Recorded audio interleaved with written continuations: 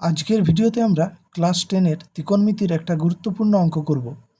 দেখো 4/sec² plus 1/1 plus cot² plus 3 sin² এর মান নির্ণয় করতে হবে।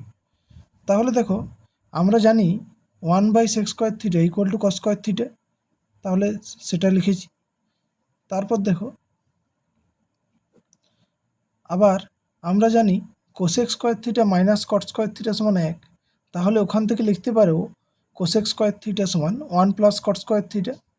তাহলে এখানে লিখছি 1 প্লাস cot² স্থানে cosec², আর এটা যেমন ছিল লিখে দিলাম 3 sin²।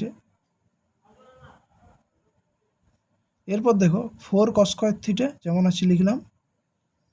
আবার আমরা জানি 1/cosec² এটা মানে হলো sin²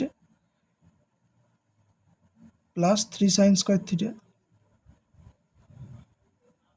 তাহলে এখান থেকে 4 cos² প্লাস এই দুটো যোগ করলে পাবো 4 sin²।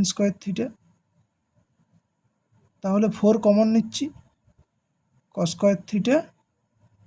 Plus sin²। আমরা জানি cos² প্লাস sin² সমান 1, তাহলে 4 × 1 সমান 4, অ্যান্সার।